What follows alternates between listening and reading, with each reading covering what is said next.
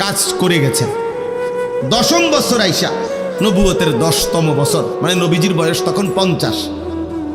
40 বছর বয়সে শুরু করলে তো 10 বছর পরে কত? কথা বলেন। এই 50তম বছরে নবীজি সাল্লাল্লাহু আলাইহি সাল্লামের 2 জন আপনজন ইন্তেকাল করছে। একজন হলো চাচা আবু তালেব, আরেকজন হলো নবীজির স্ত্রী আম্মাজান খাদিজা রাদিয়াল্লাহু তাআলা আনহা। এই 2 জনের ইন্তেকালের পরে নবী সাল্লাল্লাহু আলাইহি ওয়াসাল্লামের উপর মক্কার কুরাইশ কাফেরদের জুলুম, নির্যাতন, অত্যাচার আগের চাইতে 10 গুণ বেড়ে গেছে। এইবার আল্লাহর নবী সাল্লাল্লাহু আলাইহি সাল্লাম 11তম বছর, নবীজির বয়স তখন 51। এই 11তম বছরের শেষে আল্লাহর নবী সাল্লাল্লাহু আলাইহি সাল্লাম পার্শ্ববর্তী তায়েফ, এই তায়েফে গেছেন নবীজির পালক পুত্র যায়েদ ইবনে হারিসা রাদিয়াল্লাহু তাআলা আনহুকে সাথে নিয়ে তায়েফে গেছেন কালেমার দাওয়াত দিতে। এখানে বেশি কষ্ট হচ্ছে, বেশি বিরোধিতা করতেছে, এই জন্য ভাবলেন তায়েফে গিয়ে দেখি। তায়েফে আল্লাহর নবী সাল্লাল্লাহু আলাইহি সাল্লাম লম্বা সময় কালেমার দাওয়াত দিছেন, কিন্তু বিনিময়ে একটি লোকও তায়েফের কালেমা গ্রহণ করেনি, বরং প্রত্যেকে দূর দূর করে নবী সাল্লাল্লাহু আলাইহি সাল্লামকে তাড়ায় দিছে। নাউজুবিল্লাহ। শেষ পর্যন্ত তায়েফের সর্দাররা তাদের বাচ্চা কাচ্চাদেরকে লাগায় দিছে।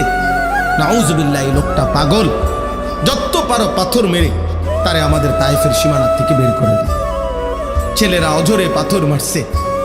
পাথর মারতে মারতে আল্লাহর নবী সাল্লাল্লাহু আলাইহি সাল্লাম পাথরের আঘাতে রক্তাক্ত হয়ে তায়েফের ময়দান থেকে বের হয়ে গেছেন।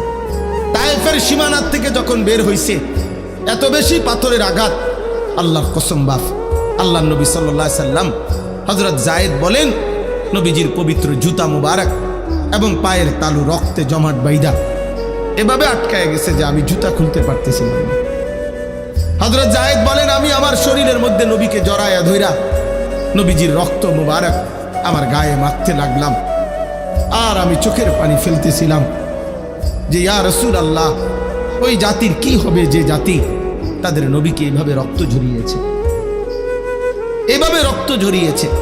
আল্লাহর নবী সাল্লাল্লাহু আলাইহি সাল্লাম এই রক্ত মাখা দেহ নিয়ে তায়েফের সীমানা থেকে বের হয়ে নাখলা একটি জায়গায়, একটি খেজুর এবং আঙ্গুরের বাগানে আশ্রয় নিছে। এইখানে আশ্রয় নিয়া আল্লাহর নবী সাল্লাল্লাহু আলাইহি ওয়াসাল্লাম যখন রক্ত মাখা এই দেহ নিয়ে বসছেন, তখন নবী সাল্লাল্লাহু আলাইহি সাল্লাম রাত্রি গভীরে ওই দিন এই রক্তাক্ত দেহ শরীর নিয়া রাত্রিবেলা খুব কাঁদছেন নবীজি। কিতাবের মধ্যে আছে কাঁদতে কাঁদতে নবী আল্লাহ তাআলার কাছে দোয়া করছেন, লম্বা একটা দোয়া করছেন। অনেক বড় দোয়া আছে হাদিসের কিতাবে। এই দোয়ার মধ্যে একটা কথা আছে, আল্লাহর নবী সাল্লাল্লাহু আলাইহি সাল্লাম চোখের পানি ফেলতে ফেলতে মনের আবেগে আল্লাহ পাককে বললেন, ইলা মান তাকিলনি, আয় মাওলা, কার কাছে আমারে পাঠাইলেন, কার কাছে পাঠাইলেন? এ কেমন উম্মতের কাছে পাঠাইলেন যে তাদের নবীকে এইভাবে পাথর মারে? আমি তাদেরকে আপনার দিকে ডাকলাম আর তারা আমার এইভাবে পাথর মারলো, এইভাবে পাথর মারলো। আল্লাহ নবী সাল্লাল্লাহু আলাইহি সাল্লাম বললেন, মাওলা, আমারে কি কোনো অপরিচিত লোকদের কাছে পাঠাইলেন, আমার উম্মতের কাছে না, নাকি অন্যের কাছে পাঠাইলেন? আবার বললেন, মাওলা, আমারে কি কোনো দুশমনের কাছে পাঠাইলেন, যাদের উপরে আমার কোনো ক্ষমতাই কার্যকর হলো না, আমার কোনো কথাই প্রভাব ফেললো না? এরকম অনেক কথা বলছেন নবীজি, লম্বা মনের আবেগ এগুলো বলছে। মজার একটা কথা শুনেন, আমার এটা বলার উদ্দেশ্য হলো শিক্ষণীয় একটা বিষয় আমাদের জন্য, যে এই কথাগুলো বলে, ওই যে আমি একটা কথা বলছি যে আমরা বলেই যাব, আল্লাহর কথা বলেই যাব, আমরা বিদআতের বিরুদ্ধে বলেই যাব, আমরা গুমরাহির বিরুদ্ধে বলেই যাব। এই যে একটা কথা আছে, এইখানে নবীজি একটা কথা বলছে রাত্রি গভীরে, মাওলা, আমি আপনার কাছে আমার মনের আবেগে এগুলো বললাম, তবে আমার একটা কথা মাওলা, আপনার কাছে আমি শুধু এতটুকু আবদার করি, ইনলাম তাকুন আলাইয়া গাদাবুন ফালা উবালি। এই কথাইটা নবী বলছে, আয় মাওলা, শুধু এতটুকু বলেন যে আপনি আমার উপরে নারাজ হন নাই, আপনি আমার উপরে রাগ করেন নাই। যদি বলেন আপনি নারাজ না, ফালা উবালি, অতএব আমি আর কোনো কিছুতে পরোয়া করি না। এবার আমার পক্ষে কে বিপক্ষে কে, গ্রহণ করলো কয়জন, বিরোধিতা করলো কয়জন, পাথর মারলো কয়জন, আদর করলো কয়জন, এটা আর আমার দেখার বিষয় না। আমার দেখার বিষয় হলো আপনি অসন্তুষ্ট কিনা। যদি বলেন আপনি অসন্তুষ্ট না, ফালা উবালি, আমি আর কোনো পরোয়া করব না। আপনি খুশি, আমার চলবে, আপনি রাজি থাকলেই চলবে। আল্লাহ তাআলা গ্রহণ করা এটা বড় বিষয়। করলাম তো অনেক কিছু, বানাইলাম তো অনেক কিছু, কিন্তু মহান আল্লাহ পাক রব্বুল আলামিন গ্রহণ করলেন না, কবুল করলেন না, তত লাভ হলো। এই জন্য কোরআনুল কারীমের মধ্যে আছে হযরত ইব্রাহিম আলাইহিস সালাম এবং তার ছেলে ইসমাঈল, ওনারা দুইজনে মিলে আল্লাহর হুকুমে কাবা ঘর, আল্লাহর ঘর কাবা যখন পুনর্নির্মাণ করলেন, ওয়া ইদ ইয়ারফাউ ইব্রাহিমুল কওয়াইদা মিনাল বাইতি ওয়া ইসমাঈল, আল্লাহ তাআলা নিজেই সেটা বর্ণনা করছেন। ইব্রাহিম এবং ইসমাঈল আল্লাহর ঘর কাবা পুনরায় তৈরি করলেন আল্লাহরই হুকুমে। সমস্ত কার্যক্রমটা আল্লাহর হুকুমে, আল্লাহ পাক দিক নির্দেশনা দিয়েছেন। জিব্রাইলের উপস্থিতিতে কাবা ঘর পুনর্নির্মাণ করছেন। এরপরে যখন কাজটা শেষ হয়েছে, আল্লাহর ঘর নির্মাণ, তখন কোরআনে আছে যে ইব্রাহিম আলাইহিস সালাম আল্লাহ তাআলার কাছে দোয়া করছেন। এই দোয়ার মধ্যে বলছেন রব্বানা তাকাব্বাল মিন্না ইন্নাকা আনতাস সামিউল আলিম। এই কথাটা বলতে চাচ্ছি। ইব্রাহিম আলাইহিস সালাম বললেন, আল্লাহ আপনি আমাদের এই খেদমতটুকু কবুল করে নেন। রব্বানা তাকাব্বাল মিন্না, আপনি কবুল করে নেন। এই যে কথাইটা, এটা হলো বড় বিষয় যে আল্লাহ আপনি আমাদের এই আপনার ঘর নির্মাণের এত বড় মহান খেদমত, তো খেদমত তো অনেক বড়, ঠিক আছে বুঝলাম, কিন্তু আপনি গ্রহণ করলেন কিনা সেটা হলো দেখার বিষয়। এই জন্য আল্লাহর কাছে আলাদাভাবে দোয়া চাইছে, আল্লাহ আমাদের এই খেদমতটুকু তাকাব্বাল, আপনি গ্রহণ করে নেন, আপনি গ্রহণ করে নেন। এই জন্য আমরা প্রত্যেকেই নিজেদের সমস্ত নেক আমলের ক্ষেত্রে আল্লাহ তাআলার কাছে দোয়া করা বেশি বেশি, যে আল্লাহ আপনি গ্রহণ করে নেন, আপনি কবুল করে নেন। এটা মুমিনের জন্য, ইমানদারের জন্য বড় বেশি জরুরি। খুব বেশি পরিচিতি অপরিচিতি এটা কোনো বিষয় না।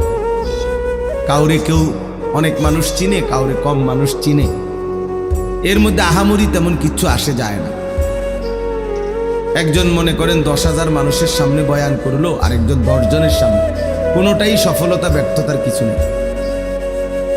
10,000 শ্রোতা হইলে উনি সফল, 10 জন হলে উনি ব্যর্থ, এমন কিছু না। কোরআন সুন্নাহ ইসলামের দৃষ্টিতে এটা কোনো বিষয় না। ইসলামের দৃষ্টিতে মূল বিষয় হলো আল্লাহ তাআলা গ্রহণ করা, আল্লাহ তাআলা কবুল করা। 10,000 মানুষ 10 লাখ মানুষের সামনে বলল, কিন্তু মহান আল্লাহ পাক কবুল করলেন না, তো কোনো লাভ নেই। আবার 10 জনকে বলছে, একজনকে বলছে, আল্লাহ তাআলা গ্রহণ করে নিয়েছেন, সেটা বহুতই দামি, সেটা বহুতই উঁচা খেদমত। এই জন্য পরিচিতি অপরিচিতি জনপ্রিয়তা এগুলো কোনো বিষয় না। বিষয় হলো আল্লাহ তাআলা গ্রহণ করে। কোরআন শরীফে মনে করেন 25 জন নবী রাসূলের নাম আছে। 25 জন, কতজন? তো নবী রাসূল কি মোট 25 জন? তো বাকিদের নাম, পৃথিবীর অন্যান্য কিতাবের মধ্যেও এই নবীদের নাম নাই।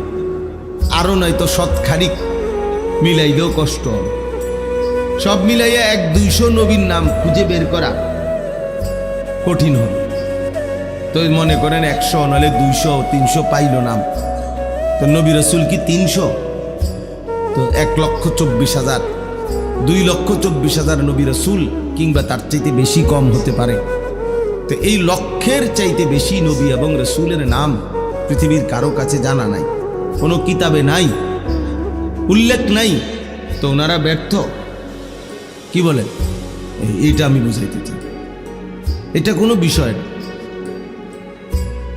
আল্লাহ তাআলা নবী সাল্লাল্লাহু আলাইহি সাল্লামকে হজ করতে বলছেন।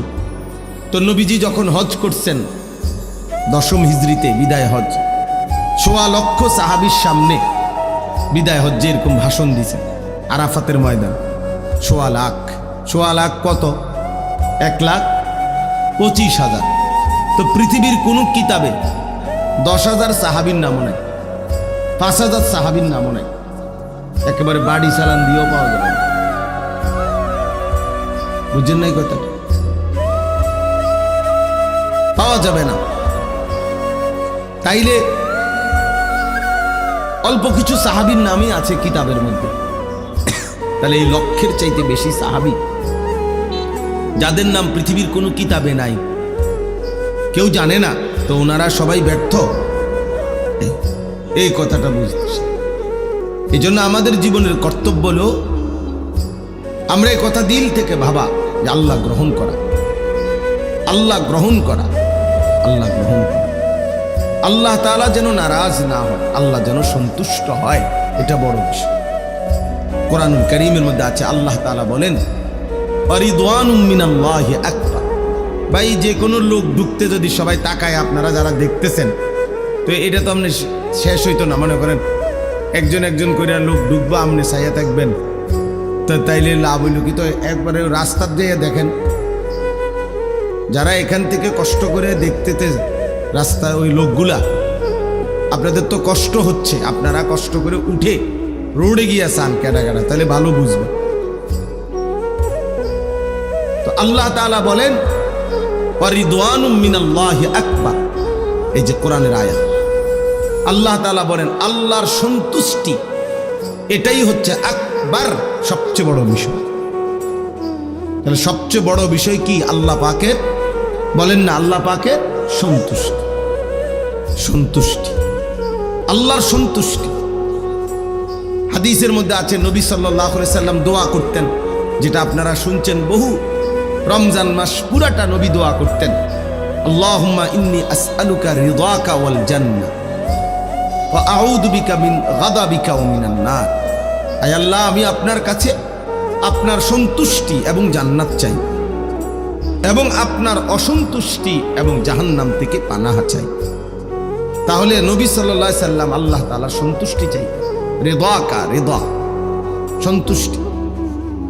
কোরআন শরীফে আছে আল্লাহ তাআলা হাসরের ময়দানে নেককার, ইমানদার, প্রিয় বান্দা যারা পবিত্র আত্মার অধিকারী, তাদেরকে ডাক দিবেন, ইয়া আইয়াতুহান নাফসুল মুতমাইন্নাহ, হে আমার পবিত্র আত্মার অধিকারী বান্দাগণ, ইরজিই ইলা রাব্বিক, তোমরা তোমাদের রব মহান আল্লাহ কাছে পাকের কাছে ফিরে আসো। কোন অবস্থায়? রাদিয়াতাম মারদিয়া, এই অবস্থায় যে তোমরা আল্লাহর উপরে রাজি, আল্লাহও তোমাদের উপরে রাজি। তাইলে মুমিনের সবচেয়ে বড় সৌভাগ্য যেদিন আল্লাহ তাকে বলবে রাদিয়াতাম মারদিয়া, যেদিন আল্লাহ বলবে বান্দা আজ তুমিও আমার উপরে রাজি, আমিও তোমার উপরে রাজি। এটাই তার জীবনের সবচেয়ে বড় পাওয়া, এটাই তার জীবনের সবচেয়ে বড় পাওয়া, আল্লাহ তাআলার সন্তুষ্টি ঘোষণা হওয়া, সন্তুষ্টি ঘোষণা হওয়া। এই জন্য বাপ মহান আল্লাহ পাকের কাছে জীবনের ছোট বড় আমল কবুল হওয়া, এটা বড় বিষয়, এটা বড় বিষয়, এটা বড় বিষয়। আল্লাহ তাআলা আমাদের প্রত্যেককে আমাদের জিন্দেগীর সমস্ত নেক আমল আল্লাহ তাআলা যেন কবুল করে নেয়, বলেন আমিন। এই নামাজ পড়েন, রোজা রাখেন, দান সাদাকা করেন, জিকির করেন, তিলাওয়াত করেন, আল্লাহর কথা বলেন, শুনেন, এই সব কিছুর মধ্যে মূল মাকসাদ আল্লাহ যেন গ্রহণ করে। দুইটি জিনিস ইবাদত কবুল হওয়ার জন্য বাধ্যতামূলক, জরুরি, লাজেম, এই দুই জিনিস থাকতেই হবে। এক নাম্বার হলো আমলটি কোরআন সুন্নাহর আলোকে বিশুদ্ধ হওয়া।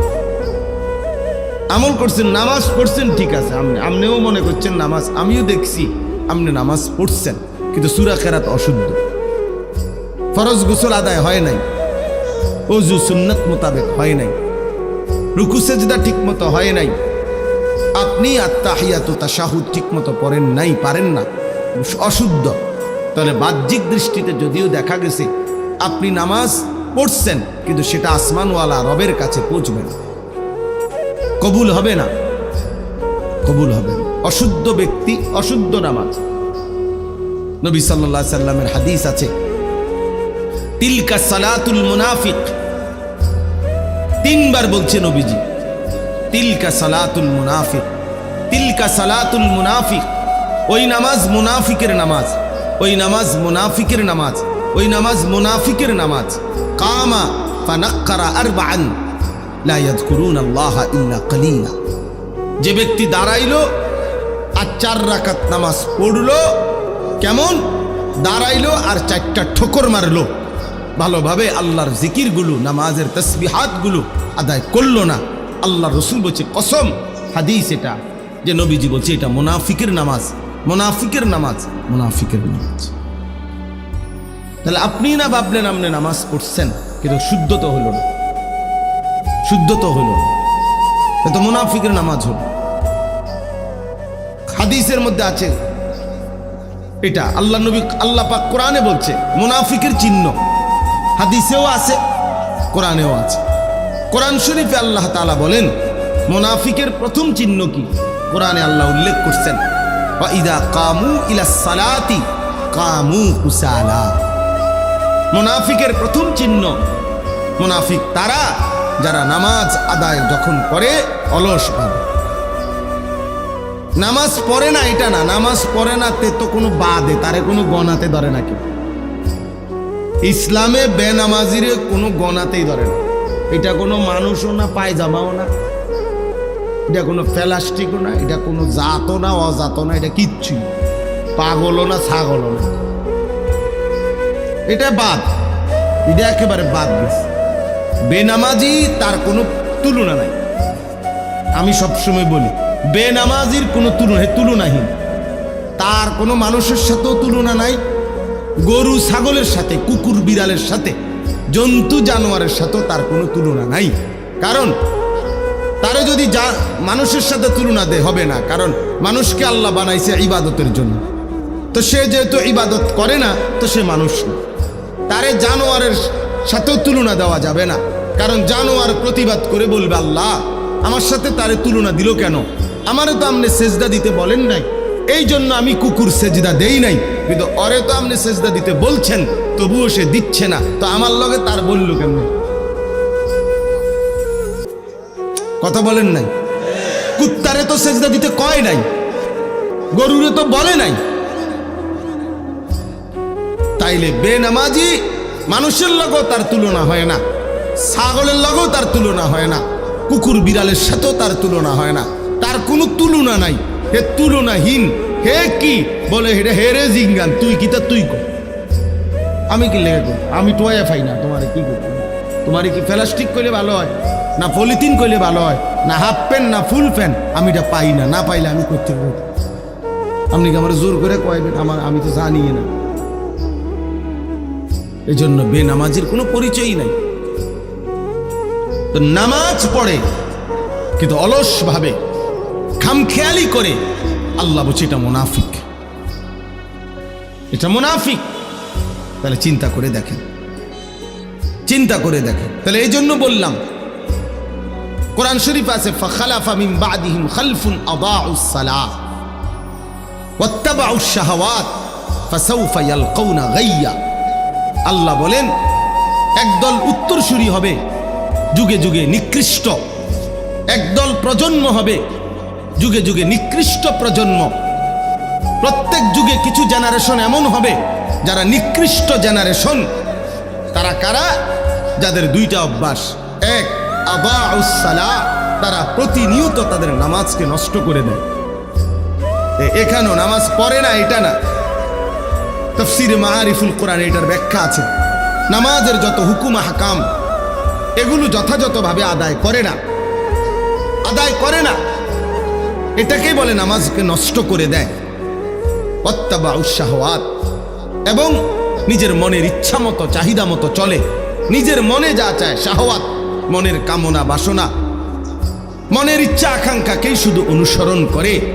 আল্লাহ বলেন এমন নিকৃষ্ট প্রজন্ম, প্রত্যেক যুগের এই নিকৃষ্ট মানুষগুলোকে আমি আল্লাহ জাহান্নামের সবচেয়ে নিকৃষ্ট গর্ত, সবচেয়ে বেশি আযাবের গর্তের নাম হলো গাই, এই গাই নামক গুহার মধ্যে, গর্তের মধ্যে জাহান্নামে তারে ছুঁড়ে মারবে। ফাসাউফা ইয়ালকাউনা গাইয়া। তাইলে আল্লাহ তাআলা বলছেন বাপ, যে নামাজ নষ্ট করে, সুন্দরভাবে নামাজ পড়ে না, সে নিকৃষ্ট জেনারেশন। কোন রকম বললে হইতো না। আমরা আমাদের দেশের সাধারণ আও মাইতো না চাই হুজুর, আমরা কোনো আপনার লোকে ফাটতাম না, আপনার মতো কোন রকমে আল্লাহ বিল্লাহ করে কুদুর কবরে না যাও কা। আপনার কে বলছে কোন রকমে কবরে যাই? আপনার কোন রকমে দুনিয়ার থাকেন, আরো দুগা আপেল খাইতেন পারেন, কোন রকমে দুনিয়ায় থাকেন, আরো 2 খিলি পান খাইতেন পারবেন। কান কোন রকমে চেষ্টা করে টাঙ্গাইয়া থুয়ে রাখতে কনফলাইন, যে কোন রকমে দুনিয়াতে রাখিস, আমার কবরে দিস না। কবরে কোন রকম যাইতে বলে নাই, আপনি বললেও বলে কবরে বলছে পূর্ণ ইমানদার হইয়া যাইতে, কবরে বলছে পূর্ণ মুসলমান হয়ে যেতে। কোন রকম যাইতে বলছে আপনার মেয়ে, তা আপনি দিকন কোন রকমে আল্লাহ বিল্লাহ করে কবরে যাইতে লিয়েছে। কোন রকমে যাবেন কেন? আল্লাহ বিল্লাহ কোন রকমে করবেন কেন? আল্লাহ তো আল্লাহই, এটা আবার কোন রকম কি? এই জন্য এটা বললাম আর কি, অনেক আয়াত দিয়া দলিল দেওয়া যাবে, যেখানে কথা বোঝারে উদ্দেশ্য কোন আমল কবুল হওয়ার জন্য কোরআন সুন্নাহ মতে বিশুদ্ধ হইতে হবে। যেমন একটা উদাহরণ দিলাম, নামাজ। অসংখ্য মুসল্লি আপনারা নামাজ পড়েন খামখেয়ালি, ঠিক মতো রুকু সেজদা উজু গোসল হয় না। 4 রাকাত সুন্নত নামাজ পড়ে 1 মিনিটও লাগে না, 1.5 মিনিটও লাগে না।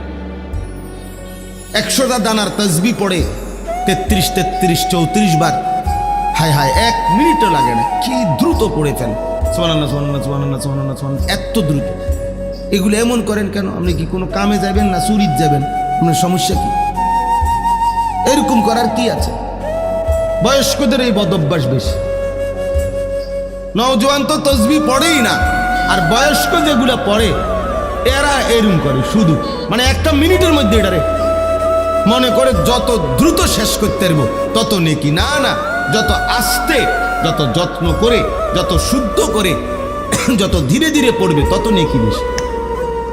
কোরআন হাদিসে আছে কিয়ামতের দিন, এই ভাই এই লাইট এটা নেবেন, এই লাইট, এই এটা অপদার্থ কথা। এই আল্লাহ তাআলা বলেন, হাদিসে আছে আল্লাহ তাআলা বলবেন কিয়ামতের দিন, ইকরা ওয়ারাত্তিল ইকরা ওয়ারতাকি ইউকালু লিসাহিবিল কোরআন। আল্লাহর কোরআন যারা পড়তো নিয়মিত, কোরআন যারা পড়েছে, মুখস্থ করেছে, কোরআন যারা জীবন ভর আগলাইয়া রাখছে, তাদেরকে আল্লাহ বলবেন ইকরা ওয়ারতাকি, আমার বান্দা আজ হাসরের মাঠে কোরআন পড়ো আর জান্নাতের উপরের দিকে উঠতে থাকো। তবে ওয়ারাত্তিল কামা কুনতা তুরাত্তিলু ফিদ দুনিয়া, এভাবে পড়ো ধীরে ধীরে, তার তিলের সাথে, যেভাবে তুমি দুনিয়াতে আস্তে আস্তে ধীরে ধীরে সুন্দর করে পড়েছিলে আমারে খুশি করার জন্য, আজ এভাবে পড়ো। তো হাসরের ময়দানেও আল্লাহ চাইবেন কোরআন আস্তে পড়ো, যত্ন করে পড়ো, তার তিলের সাথে পড়ো। আপনি যেটা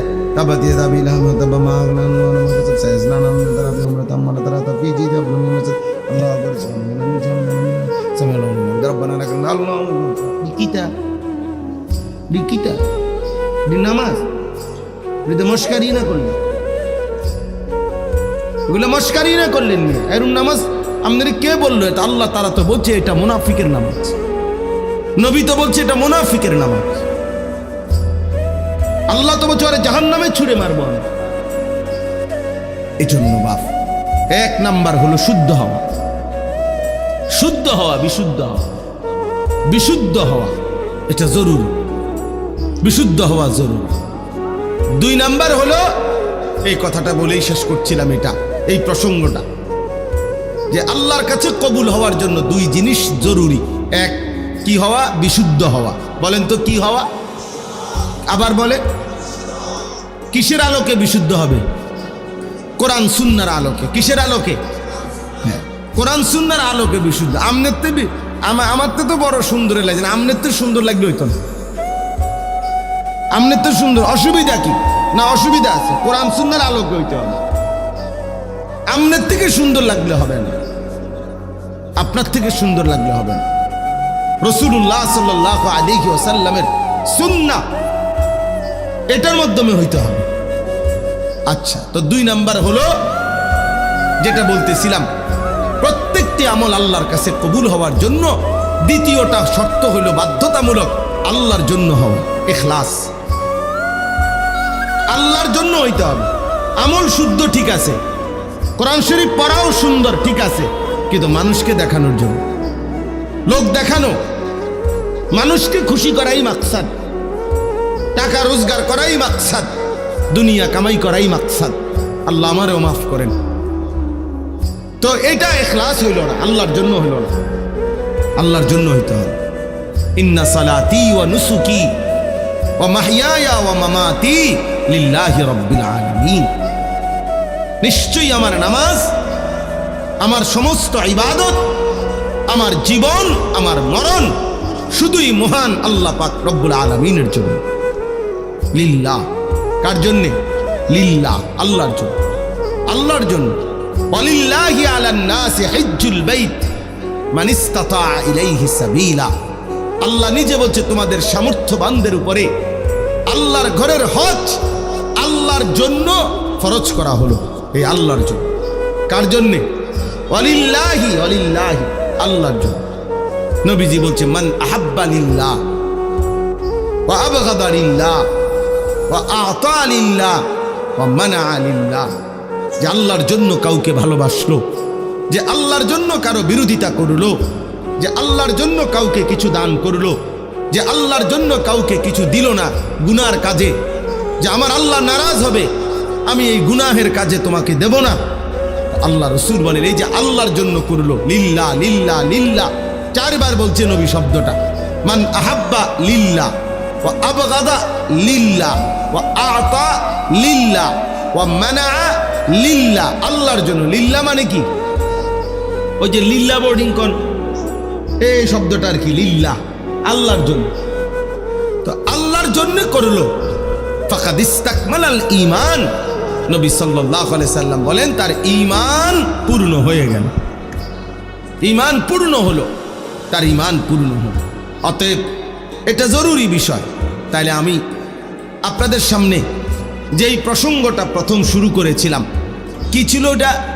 যে পরিচিতি অপরিচিতি, অনেক মানুষ চিনা অচেনা, এটা কোনো বিষয় না।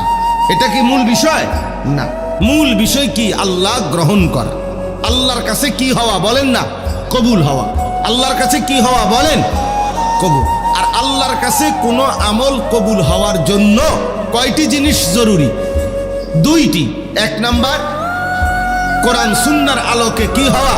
বিশুদ্ধ হওয়া। দুই নাম্বার, আল্লাহর সন্তুষ্টির জন্য হওয়া। ফালিয়ামাল আমালান সালিহা, এক আয়াতে আল্লাহ এটা বলে দিছে, ফামান কানা ইয়ারজু লিকা রাব্বিহি, আখিরাতে যারা তোমরা আল্লাহর সাক্ষাৎ চাও, জান্নাত চাও, তোমাদের দুইটা জিনিস খেয়াল রাখতে হবে। ফালিয়ামাল আমালান সালিহা, তার প্রতিটি আমল যেন হয় বিশুদ্ধ আমল। আর ওয়ালা ইউশরিক বিইবাদাতি রাব্বিহি আহাদা, আল্লাহর ইবাদতে আল্লাহর সাথে কাউকে শিরিক করা যাবে না, মিশানো যাবে না, শুধুই আল্লাহর জন্য করতে হবে। আল্লাহ বলেন এই দুই জিনিস ঠিক করে আইবা। এক, বিশুদ্ধ আমল। দুই, আমি আল্লাহর জন্যই শুধু আমল। তাহলে আমি আল্লাহ আমার দিদার জান্নাতে তোমাকে দান করব, আমি তোমাকে আমার সাক্ষাৎ দেব, আমি তোমাকে আমার সাক্ষাৎ দেব, তুমি আমাকে দেখবা। ইলা রব্বিহা নাদিরা, আল্লাহ কোরআনে বলছে বান্দা দুই চোখে আমি আল্লাহকে সচক্ষে দেখব। সুবহানাল্লাহ, আল্লাহকে দেখব। এই জন্য বাপ আমরা আমাদের আমল দেখেন, আমাদের কওমি উলামায়ে কেরাম, আপনাদেরকে বুঝার জন্য বলি বাবা, ঝগড়ার জন্য না। আমাদের এই কওমি মাদ্রাসার আলেমরা যুগ যুগ ধরে আমাদের এটা নীতি, আমরা কুফরের বিরুদ্ধে, শিরিকের বিরুদ্ধে, বিদআতের বিরুদ্ধে আমরা দিবানিশি বলি। আমাদের পূর্বপুরুষরাও বলেছেন, আমাদের আগে আমরাও বলি। আমরা বিশ্বাস করি যে কোরআন সুন্নাহর খিলাফ কোনো কাজ আখিরাতে কাঙ্ক্ষিত কোনো ফলাফল আনবে না, ফলাফল আনবে না। যত সুন্দরে লাগো, একের মানুষের ডুইলে ফেরা যাক, মানুষের একের কাইন্দা গইরে গেলা, শিক্ষার দোক মানুষ বলে যে না, মানুষ একের শিক্ষারে মাথা আলগি দিয়ে লাইছে বা রাস্তা আলগি দিয়ে লাইছে, না, শিক্ষার দিলে হইতো না। মানুষ গইরাইলে হবে না, কোরআন সুন্নাহ মতো হইতো। কোরআন সুন্নাহ মতো হইতে হবে, এইটা আমরা বলি। এই জন্য আমরা অসংখ্য বিষয়ের ক্ষেত্রে আমরা এটা বলি যে এটা শিরিক। আমরা অনেক আমলের ব্যাপারে বলি যে এটা বিদআত, আর তখনই আমরা গালি শুনতে হয়। কিন্তু আমাদেরও সিদ্ধান্ত এটা, আমার কিছু করার নাই। আপনি আমারে গাইলান নইলে কইনান, কিন্তু আমাকে তো বলতেই হবে। এটা আমাদের ইলমের জিম্মাদারি, এটা আমাদের ইলমের আমানত। কিছুই করার নাই আমাদের। বিশ্বাস করেন আসলেই কোনো উপায় নাই, কোনো উপায় নেই। যেটা সুন্নাত না, যেটা রাসূলুল্লাহ সাল্লাল্লাহু আলাইহি ওয়াসাল্লামের তরিকা না, যেটা সাহাবায়ে কেরামের তরিকা না, আমরা এটা বেদাত বলেই যাব। আপনি আমারে কি কইছেন গাল্লি দিয়া, এটা আমার শোনার দরকার। আপনি কোন আমারে ওহাবি, ওহাবির আব্বা, ওহাবির চাচা, ওহাবির শালা, ওহাবির দুলাভাই, ওহাবির খালু, ওহাবির দাদা, ওহাবির স্বাস্থ্য ভাই, ওহাবির বঞ্জামাই, তুই যেটা মনে ওইটা কবে না। তুই বেটা তুই কবে না, আরো কিছু থাকলে কবে না। ওহাবির 14 গোষ্ঠী কবে না। তুমি অবশ্য আমার কইলে কোনো কিছু করার নাই ভাই, তুমি কইতারো। তুমি শিক্ষেরে যদি মাইকো নামাও, আমার পক্ষে আর কিছু করার নাই, কারণ আমি বলতেই হবে এটা বিদআত। এটা আমার ইলমের আমানত, এটা আমার ইলমের আমানত। আমাকে কোনো উপায় নেই স্যার। হুজুর যে যেটা করে পাইতেন না, যে যেমনি চলে চলতে দেন, ফেতনা করেন না। আমি অনেক জায়গায় বলছি, মিয়া যে যেমনি যেটা করে তার কাউরে কিছু না বলা, এটাই তো মূল ফেতনা। ফেতনাই তো এইটা বেটা। ও কাউরে কিছু কইতো না, যে যেমনি যেটা করে। তো যে যেমনি যেটা করলে কোরআন শরীফের আর দরকার কি, রাসূলের আর দরকার কি, কোরআন সুন্নাহর আর দরকার কি? যে যেটা করে এটাই করুক। তাহলে কথা বুঝেন নাই কথাটা? হ্যাঁ, যে যেটা কেউ পাঞ্জাবি এমনি গাও ফরবো, কেউ উল্টাইয়া ফরবো, তো অসুবিধা কি? কেউ গেঞ্জি মাথা দিয়ে লাগবে, অসুবিধা কি? যে যেটা করে আমার সমস্যা কি? এটা বুঝি কোনো কথা হইলো? যে যেটা করুক, চলতে দেন, ফেতনা করেন, এটা মনি ফেতনা। আমি এক জায়গায় বিয়ে পড়াইতে গেছি, আমার পরিচিত জন বেটা, আমি বললাম এভাবে সুন্নাত তরিকার বিয়া, হেইতে স্যুট পরা, টাই পরা, কোট পরা। হে কয় হুজুর এখন এই সমস্ত বিষয় নতুন করে বলিয়া ঝামেলা করতেন যাইয়েন না, যেটা চলতেছে এভাবে চলতে দেন। পরে আমি বললাম দেখেন, এটা তো অবশ্যই যুক্তিসঙ্গত কথা, যেহেতু আমারটা এখন ঝামেলা লাগতেছে আপনার কাছে, মেহেরবানি করে বিয়েটা আপনি পড়াইলেই ভালো হয়। আমি আলহামদুলিল্লাহ ভাত খাইছি, ভাতের বুঝ হইয়া গেছে আমার। হ্যাঁ, আমি ওই সময় খানা খাইয়া লাইছি, আল্লাহ দয়া করছে আমি ভাত খাইয়া লাইছি। তাই বলে আমার খানার বুঝ হইছে ভাই, আমার কোনো আপত্তি নাই, আমিও ঝামেলা করতে চাই না। আমি তোলে যাই, আমনি কম, আমরা কি আর এটা পারিনি। তাই আমি আপনি পণ্ডিতি করলেন কি বিষয়ের উপরে? আপনি চিনছেন না মানুষ? হ্যাঁ, পাগলামি সব জায়গায় আছেন, চালাকি সব জায়গায় মাতবুরি করতে নাইছেন। তাহলে সে কিছুই জানো না, তুমি মূর্খ বেটা। তুমি বলতে আসো যেটা চলতে সেটা চলতে দেন। তো এটা নি ঠিক নাকি কোরআন সুন্নাহ পেশ করা এটা সঠিক? এই জন্য এটা জরুরি বিষয়। আমরা উলামায়ে দেওবন্দ আমাদের ইলমের আমানত মনে করি। আমাদের পূর্বপুরুষরাও অসংখ্য মানুষের যতজন যতভাবে বিরোধিতা করছে, আমাদের আসলাফ ও আকাবির কোনোদিন পরোয়া করে নাই। নতুন আমাদের বর্তমান উলামা, ওনারাও পরোয়া করে না। আগামীতেও আমাদের সন্তানরা ইনশাআল্লাহ অন্যায়ের বিরুদ্ধে, কুফরের বিরুদ্ধে, শিরকের বিরুদ্ধে, বিদআতের বিরুদ্ধে আমরা বলেই যাব, বলেই যাব, বলেই যাব, বলেই যাব ইনশাআল্লাহ। ঘরের শত্রু যদি, ঘরের কেউ যদি দুশ্মনী করে, ইসলাম বিরোধী করে, আমরা তার বিরুদ্ধেও বলি, বাইরের কেউ করলেও তার বিরুদ্ধে বলি। আমরা এই জন্য আমরা কাউকে, উলামায়ে দেওবন্দ কোন ভ্রান্ত, কোন গোমরাহকে ছাড়ে না। এটা উলামায়ে দেওবন্দের আজীবনের রক্তে মেশা বৈশিষ্ট্য। এই জন্য আমরা সাদ নামের ওই ভণ্ডকেও ছাড়ি নাই। আমরা, সে আমাদের কওমি মাদ্রাসার লেবাস ধরে, দেওবন্দি পোশাকের লেবাস ধরে, দেওবন্দি ধারার মধ্যে উলামায়ে কেরাম থেকে বিচ্ছিন্ন করার জন্য গোমরা, এই গোমরা ব্যক্তিটা সাদ নামের দিল্লির এই গোমরা ভ্রান্ত ব্যক্তিটা তার কিছু অনুসারী দিয়ে উম্মতের মধ্যে বিভ্রান্তি ছড়াচ্ছে, আলেমদের থেকে উম্মতকে বিচ্যুত করার চেষ্টা করছে। আলহামদুলিল্লাহ উলামায়ে দেওবন্দের ইলমের আমানত এটা, ঐতিহ্য এটা, আমরা তার বিরুদ্ধে প্রতিবাদের সাথে বলেই যাচ্ছি, বলেই যাব ইনশাআল্লাহ। এটা আমরা বলবোই। সাদ ভণ্ড, সাদ ভণ্ড, সে উম্মতকে ধোঁকা দিচ্ছে, জাতিকে ধোঁকা দিচ্ছে। অতএব এটা আমাদের আমানত, আমরা এছাড়া আমাদের কোনো বিকল্প সুরত নাই। ইয়ানফুনা আনহু তাহরিফাল গালিন ওয়া ইনতিহালাল মুবতিলিন ওয়া তা'ওয়িলাল জাহিলিন। রাসূল তিনটা দায়িত্ব দিয়ে গেছেন নবী সাল্লাল্লাহু আলাইহি ওয়াসাল্লাম, উসওয়াতুন হাসানা, এখান থেকে তোমরা আদর্শ নাও, এখান থেকে জীবনের পাথেয় নাও, তোমাদের জীবন চলার জন্য দিক নির্দেশনা নাও। এটা হলো আমাদের মূল বিষয়, এটা হলো আমাদের মূল বিষয়। আল্লাহ নবী সাল্লাল্লাহু আলাইহি সাল্লামের প্রতিটা নড়াচড়া আমাদের জন্য সবক। সবক কিনা বলেন না? ওই গ্লাসটা দেন। নবী সাল্লাল্লাহু আলাইহি সাল্লাম এরকম গ্লাসে যখন পানি পান করতেন তো 3 ঢোকে মানে 3 নিঃশ্বাসে পানি পান করতেন। প্রতিটা নিঃশ্বাস তিনি এই গ্লাসের ভিতরে ফেলতেন না, বাহিরে নিঃশ্বাস ফেলতেন। লা ইয়াতানাফাসু ফিল ইনা, নবীজি পাত্রে গ্লাসে নিঃশ্বাস ফেলতেন না। আচ্ছা, তাহলে এখন আমি কি বুঝলাম? আমি বুঝলাম এটা যে নিঃশ্বাসটা আমি কেমনে ফেলমু এইটা পর্যন্ত আমার রাসূলের সুন্নাত, এখানে পর্যন্ত আমার নবীর অনুসরণ আমার জন্য সুন্নাত, আমার জন্য দরকার। এই জন্য এই ছোট্ট বিষয় একেবারে নিঃশ্বাসটা পর্যন্ত জীবনের সব কিছুর থেকে আল্লাহ নবীর থেকে নিদর্শন নেওয়া, দিক নির্দেশনা নেওয়া, এটা আমাদের দায়িত্ব। তাহলে এই মেরাজের এই ঘটনা আমি তো এক কথায় বললাম, ছোট্ট কথা, আপনারাও শুনছেন, আপনারা জানেনও, আমাদের জন্য শিক্ষা কি, আমরা কি নিলাম?